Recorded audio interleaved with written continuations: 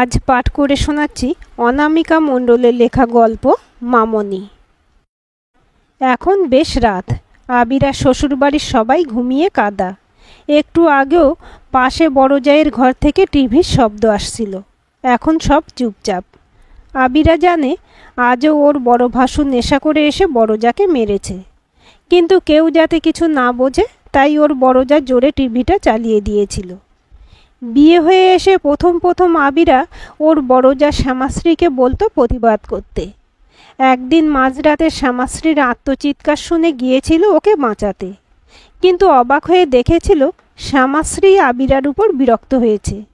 বেশ রাগত স্বরেই বলেছে, আমাদের স্বামী স্ত্রীর ব্যাপারে তুমি কেন এসেছো বাপু? আমার স্বামী তো তাও ভালো, একটু মদই তো খায়। তোমার স্বামীর মতো তো ওই কি বলে ড্রাগের নেশা তো করে না। লজ্জায় অপমানে সিঁটিয়ে গিয়েছিল আবিরা, তবুও বলেছিল, স্ত্রীকে মারাটা অন্যায় বর্দি। আবিরার কথা শেষ হওয়ার আগেই শ্যামাশ্রী বলেছিল, থাক, দুপাতা পড়াশোনা করেছো বলে আমাকে তোমার অত জ্ঞান দেওয়ার দরকার নেই। তুমি এবার তোমার ঘরে যাও তো বাপু। আবিরা সেদিন আর কোনো কথা না বলে মনে মনে একটা অসহ্য কষ্ট নিয়েই ঘরে চলে এসেছিল।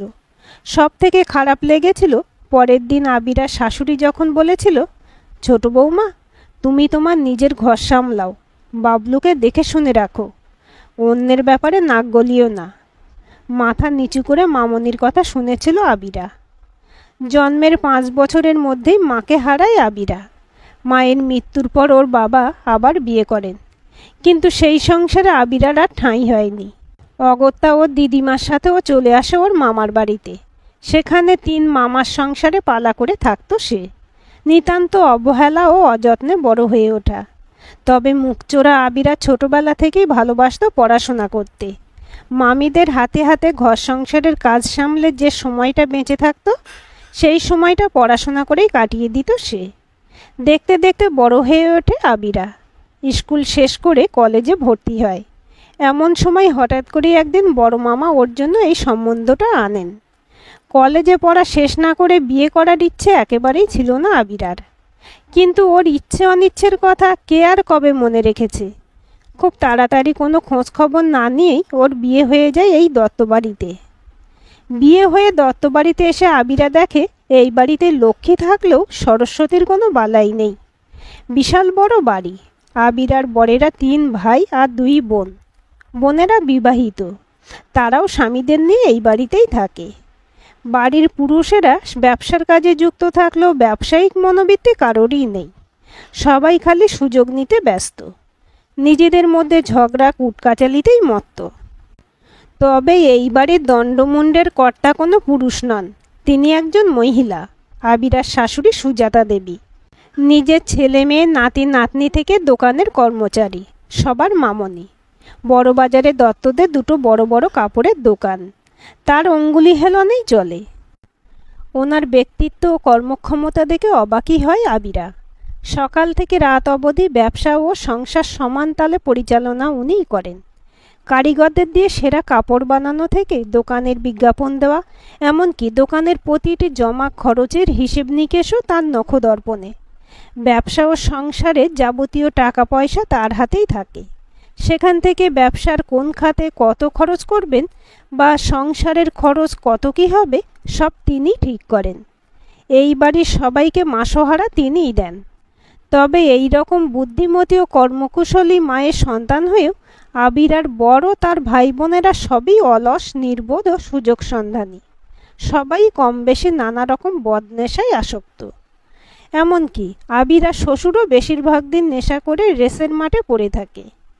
বহুদিন আগে আবিরার দাদা শ্বশুর মারা যাওয়ার পর পারিবারিক সম্পত্তি হিসেবে বড়বাজারে একটা গুমটি মতন দোকান পেয়েছিল আবিরার শ্বশুর, কিন্তু তিনি নেশা করে দোকানের সব পুঁজি নষ্ট করে ফেলেছিলেন। সকাল বিকেল পাওনাদারের জ্বালায় সুজাতা দেবী তখন অস্থির। এর উপর ছিল চরম অর্থকষ্ট। ছোট ছোট ছেলে মেয়েদের মুখে কোথা থেকে খাবার দেবে, অথবা বুড়ি শাশুড়ির রোগের ওষুধপত্র কোথা থেকে আনবে, সেই চিন্তায় তখন ওনার পাগল পাগল দশা। তখন সুজাতার শাশুড়ি উৎসাহ দেয় নতুন করে আবার ব্যবসা শুরু করতে। এমনকি নিজের গয়না বিক্রি করে মূলধনও উনি জোগাড় করে দেন। ওনার সাহায্য ও উৎসাহেই বহুদিন বন্ধ থাকার পর আবার দত্তদের ওই গুমটি দোকানে ঝাঁপ খোলে।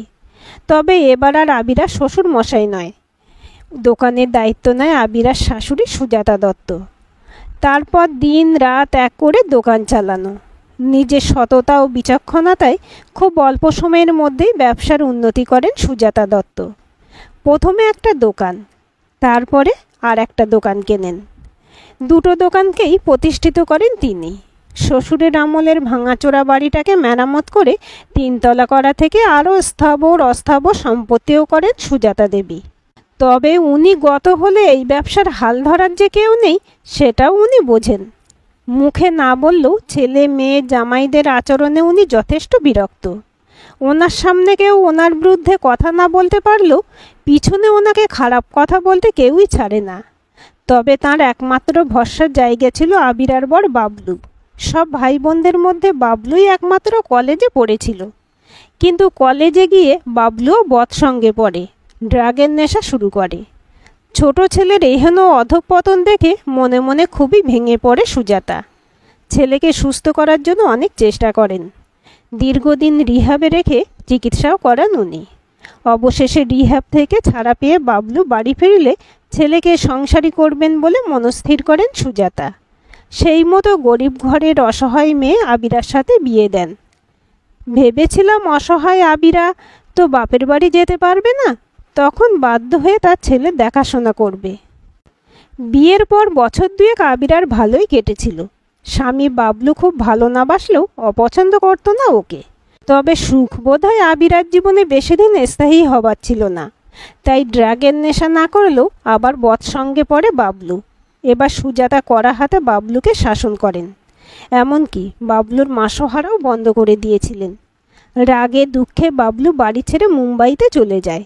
মায়ের পছন্দ করা বউ বলেই হয়তো আবিরাকে ফেলে রেখে যায় কলকাতায়।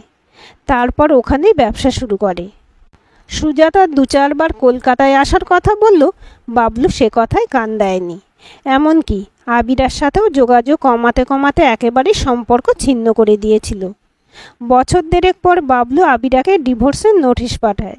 তার সাথে এও জানিয়েছিল আবিরাকে ওর খুব অপছন্দ, তাই আবিরার সাথে সব সম্পর্ক ত্যাগ করতে চায়।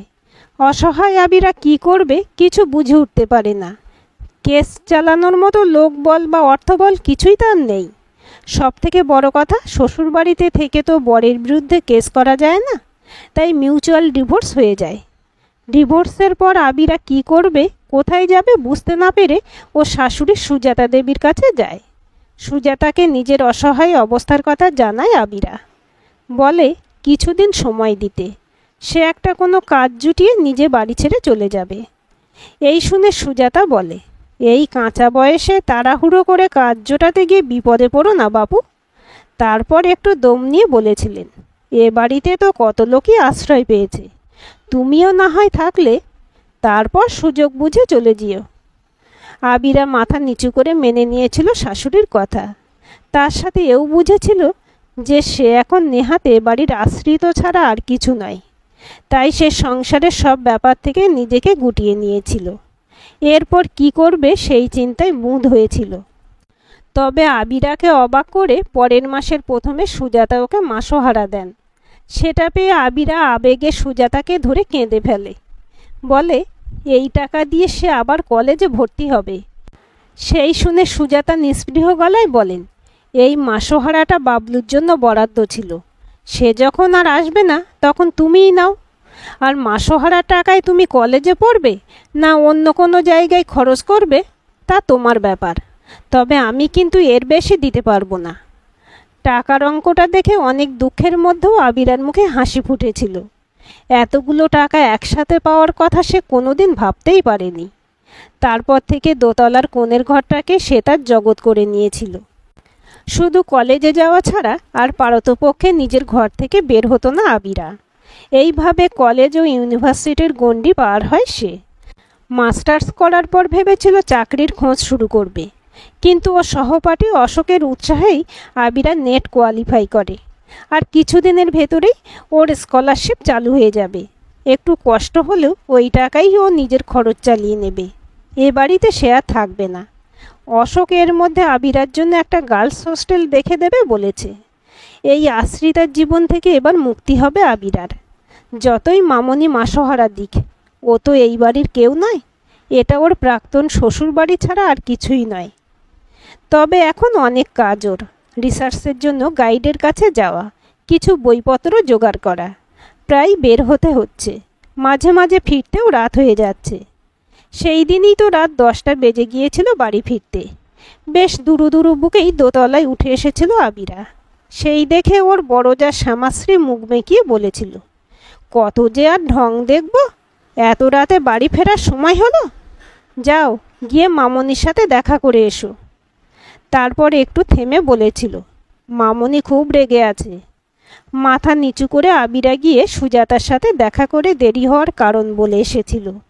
সুজাতাও নির্লিপ্ত মুখে আবিরার কথা শুনে বলেছিল, এখন নিজের ঘরে গিয়ে বিশ্রাম নাও।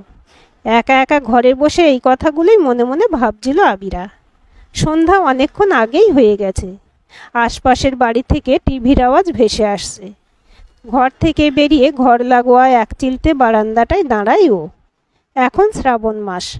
একটু আগে এক পশলা বৃষ্টি হয়ে গেছে। মেঘমুক্ত আকাশে এক ফালি চাঁদ রূপো তলোয়ারের মতো ঝকমক করছে। সেদিকে তাকিয়ে হঠাৎ করেই অশোকের কথা মনে পড়ল আবিরার। অশোকের মুগ্ধ দৃষ্টির কথা ভেবে লজ্জায় লাল হয়ে উঠল সে। পরক্ষণেই নিজেকে সামলে নিয়ে মনে মনে বলল, না, এ হতে পারে না। তারপর সেদিনের কথা মনে হয় বেশ টেনশনও শুরু হয়ে গেল আবিরার। সেদিন অশোকের সাথে কলেজ স্ট্রিট থেকে হেঁটে শিয়ালদার দিকে যাচ্ছিল সে। এমন সময় সিগনালে আটকে থাকা একটা গাড়ির দিকে নজর চলে যায় ওর। গাড়িতে মামনি বসে ওদের দিকেই তাকিয়ে আছেন। কথা বলবে কিনা ভাবতে ভাবতেই গাড়িটা চলে যায়। সেই থেকে একটা অস্বস্তি রয়েই যায় ওর মনে। আজ আবার সকালবেলা ওর বড় ননদ ঘরে এসে বলে গেল, মামনি নাকি আজ রাতে সবাইকে খাবার টেবিলে থাকতে বলেছে। সাধারণত কোনো গুরুত্বপূর্ণ আলোচনার দরকার পড়লেই মামনি এই সময় সবাইকে ডাকেন। তবে কি আজ সেদিনের ব্যাপার নিয়েই কথা বলবে মামনি? ওকে কি বাড়ি থেকে বের করে দেবে? যদিও স্কলারশিপটা চালু হলে ও নিজেই চলে যাবে, তবু অশোকের কারণে যদি বের করে দেয় সে তো খুবই লজ্জার হবে। উফ, টেনশনে ঘামতে থাকে ও। এমন সময় ঘড়িতে ঢং ঢং করে 10টা বাজলো। মুখের ঘামটা মুছে নিচের খাবার ঘরের দিকে এগোলো সে। আবিরা খাবারের ঘরে গিয়ে দেখলো তখনও মামনি আসেনি। ও একটা চেয়ার টেনে বসলে সবাই ওর দিকে আর চোখে তাকাতে লাগলো। আবিরা মাথা নিচু করে নিজের অস্বস্তি ঢাকছিল। সেই দেখে ওর দুই জা আর ননদ মুখ টিপে হাসছিল আর নিজেদের মধ্যে খুব চাপা স্বরে কথা বলছিল। একটু পরে মামনি ঘরে ঢুকলে সবাই চুপ করে যায়। মামনি টেবিলের মাথায় তার জন্য নির্দিষ্ট চেয়ারে বসলে আবিরার বড় ভাসুরি প্রথম কথাটা তোলে। নিজের মোবাইলটা সুজাতার দিকে এগিয়ে দিয়ে বলে, মামনি দেখো, বাবলু মেসেজ করেছে। সুজাতা গম্ভীর মুখে মোবাইলটার দিকে না তাকিয়েই বলে, জানি, তুমি তো আমাকে ফরওয়ার্ড করেছো মেসেজটা। তখন আবিরার বড় ভাসুর বলে, মামনি, বাবলু এতদিন পর বাড়িতে ফিরে আসছে। আর শুধু ও একা নয়, ওর সাথে এখন ওর বিয়ে করা বউও আসছে। বাবলু আবার এই বাড়িতেই নতুন করে সংসার সাজাতে চায় মামনি। কথাটা শুনে আবিরার চোখ দুটো জ্বলতে লাগলো। কেমন যেন একটা অব্যক্ত কষ্ট বুক চিরে বের হয়ে আসতে লাগলো ওর। কিন্তু সুজাতার মধ্যে কোনো পরিবর্তন দেখা গেল না। সে ভাবলেশীনভাবেই খাবার খেতে লাগলো। সেই দেখে শ্যামাশ্রী বলে উঠল, মামনি, বাবলু এই বাড়িতে বউ নিয়ে আসলে আবিরার তো এখানে থাকা চলে না। এটা তো দেখতে খুবই খারাপ লাগে, তাই না মামনি? এরপর আবিরার দিকে তাকিয়ে বলে, অনেক দিন তো এই বাড়িতে থাকলে, শুনলে তো বাবলু ওর বউকে নিয়ে আসছে। তো তুমি এবার নিজের রাস্তা দেখো। শ্যামাশ্রীর কথা আর কোনো জবাব দিতে পারে না আবিরা। খালি ওর দু চোখ দিয়ে জল পড়তে থাকে। খাবার রেখেই উঠে পড়ে সে। সেই দিকে তাকিয়ে সুজাতা বলে, খাবার না খেয়ে উঠে যেও না ছোট বৌমা। তুমি যে এ বাড়িতে আর বেশি দিন থাকবে না তা আমি জানি। তারপর শ্যামাশ্রীর দিকে তাকিয়ে বললেন, আমি এখনো বেঁচে আছি বড় বৌমা, তাই আমার বাড়িতে কে থাকবে আর কে থাকবে না সেটা আমি ঠিক করব, তোমরা নও। একটু থেমে আবার বলতে শুরু করেন, বাবলু নিজের ইচ্ছাই এ বাড়ি ত্যাগ করেছে, তাই চাইলেই আর ও এ বাড়িতে আসতে পারবে না। আমি নিজে বাবলুকে জানিয়েছি যে এ বাড়িতে ওর কোনো জায়গা হবে না। আর আমি না চাইলে এ বাড়িতে আর সবার মতো ছোট বৌমাও বাড়ি ছেড়ে যেতে পারবে না। তারপর নিজের গলাটা মোলায়েম করে আবিরাকে নিজের কাছে ডেকে নিয়ে ওর কাঁধে নিজের হাত রেখে বলেন, গর্ভধারিণী মা নই বলে আমি কি তোমার নিজের মা নই বৌমা? হঠাৎ করে স্নেহের স্পর্শ পেয়ে ডুকরে কেঁদে ওঠে আবিরা। সুজাতা আবিরাকে সান্ত্বনা দিয়ে বলেন, কোনো চিন্তা করিস না মা, আমি আছি তো। তোর ওই গবেষণার কাজ শেষ না হওয়া অবধি আমি তোকে আমার কাছেই রাখবো। তারপর আমার আর দুটো মেয়েকে যেভাবে বিয়ে দিয়েছি সেভাবেই তোর পছন্দের মানুষের সাথে আমি তোকে বিয়ে দেব। আবিরা এবার প্রতিবাদ করে বলে, না মা, আমাকে আর বিয়ের কথা বলো না। ওই ছেলেটা আমার খালি সহপাঠী, আর কিছু না। এবার সুজাতা আবিরা চিবুক তুলে ধরে বলে, মায়ের চোখে ফাঁকি দেওয়া অত সোজা নয় রে। আর একটা ভুল বিয়ের জন্য সারা জীবন কেন নিজেকে কষ্ট দিবি? নিজের খুশিতে বাঁচবি, বুঝলি? সুজাতার কথা শুনে শ্যামাশ্রী মৃদু গলায় বলে, কিন্তু লোকে কি বলবে মা?